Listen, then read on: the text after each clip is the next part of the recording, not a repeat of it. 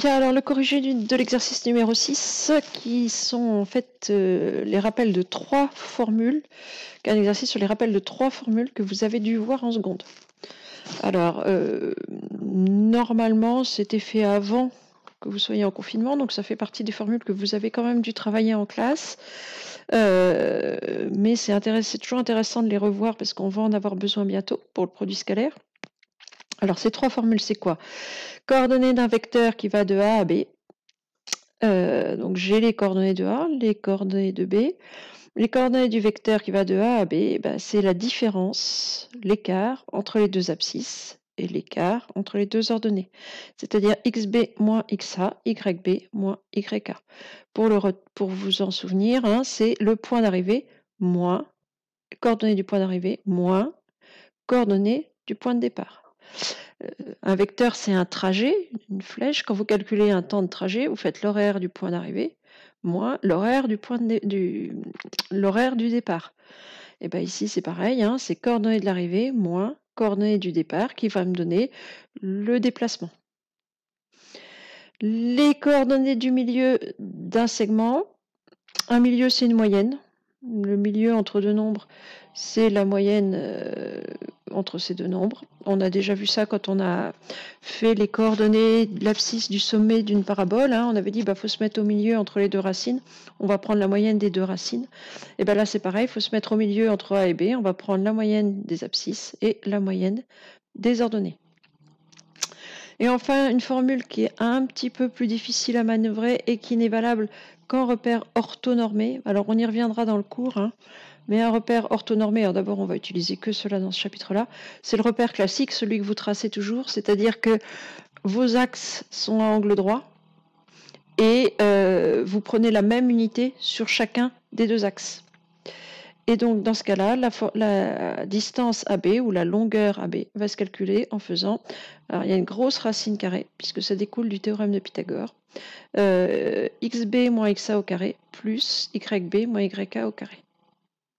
Voilà, donc là, ici, l'idée, c'est de remettre en place ces 3 formules de seconde sur... Alors, à chaque fois, on prend les mêmes points pour chaque ligne.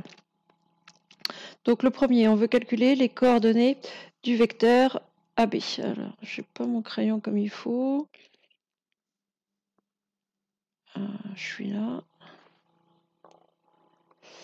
Voilà, alors, excusez-moi. Un petit temps de... Oh, décidément, j'ai des difficultés, moi. Petit temps d'adaptation. Voilà, donc les coordonnées du vecteur AB. Si j'applique directement ma formule, c'est coordonnées de B moins coordonnées de A. Donc, d'abord les abscisses, puis les ordonnées. Alors, il y en a qui ne savent jamais qui est qui. C'est dans l'ordre alphabétique, c'est X, Y. Donc, XB, c'est le X du point B. Donc, AB. Donc, l'abscisse du point B, c'est moins 5. Moins l'abscisse du point A, 3. YB, l'ordonnée du point B, 2. Moins l'ordonnée du point A, 5. Et donc, les coordonnées du vecteur AB, c'est moins 5, moins 3, moins 8. Et 2, moins 5, moins 3. Voilà pour les coordonnées du vecteur AB. Ensuite, les coordonnées du milieu de AB. Donc, la formule, je vais la recopier. C'est XA plus XB sur 2. Et puis, YA plus YB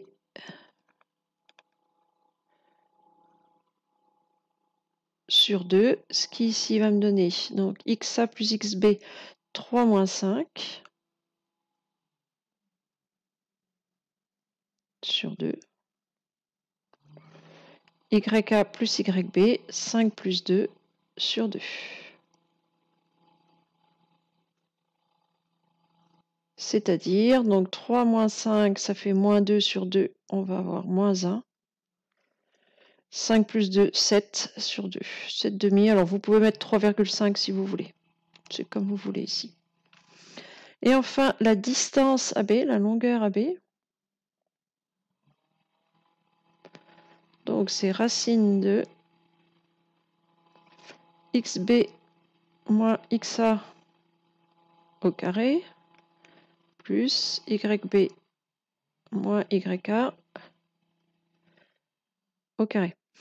Alors, quand on regarde un petit peu xb moins xa, ça doit vous évoquer quelque chose, c'est le nombre qu'on a mis là.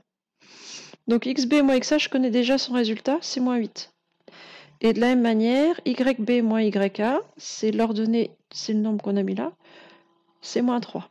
Donc, si vous avez au préalable les coordonnées du vecteur, et on les a ici, bah, ça va aller assez vite, puisque on va prendre l'abscisse du vecteur AB, donc moins 8, et mettre ça au carré, plus yb moins yk, j'ai déjà fait le calcul, je sais que ça fait moins 3. Et d'ailleurs, même si on ne vous le demande pas, quand vous calculez une longueur, ça peut être intéressant de faire d'abord les coordonnées du vecteur, parce que c'est pas très difficile, et ensuite je récupère les deux nombres ici, je sais que c'est ces deux-là qu'il va falloir mettre au carré avec la grosse racine par-dessus.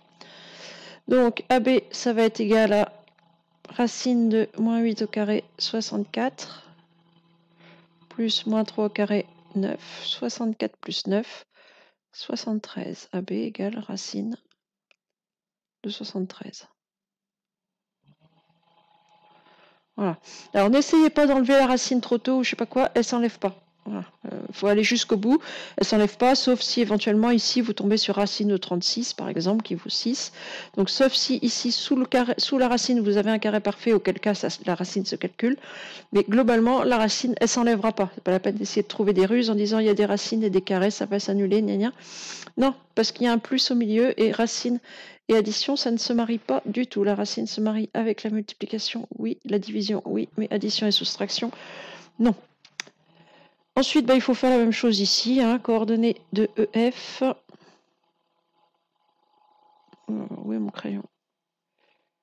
Ici. Alors.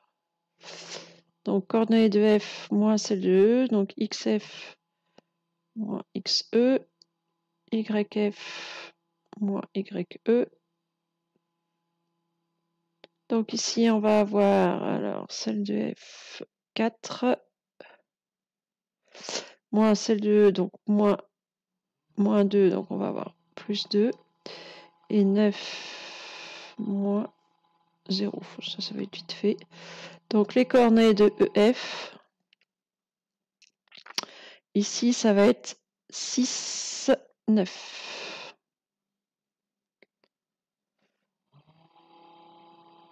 Ensuite, les milieux de I, les coordonnées de I, milieu de GH. Donc les coordonnées de I, c'est XG plus XH sur 2. Je fais la moyenne entre les deux abscisses, la moyenne entre les deux ordonnées. Donc ici, je vais avoir alors moins 1, moins 3 sur 2.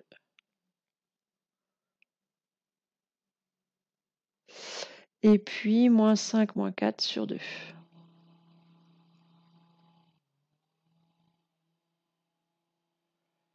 C'est-à-dire, alors, moins 1, moins 3, ça fait moins 4, divisé par 2, ça fait moins 2, et moins 9 demi, pour moins 5, moins 4, ça fait moins 9 sur 2. Vous pouvez mettre moins 4,5 si vous voulez.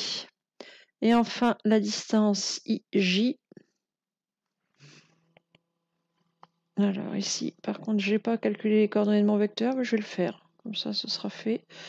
Alors, j'ai juste perdu mon crayon, il est là. Alors, coordonnées de IJ. Donc, celle de J moins celle de I, donc 0, moins 8. Moins 1, moins 0. Donc, les coordonnées du vecteur IJ,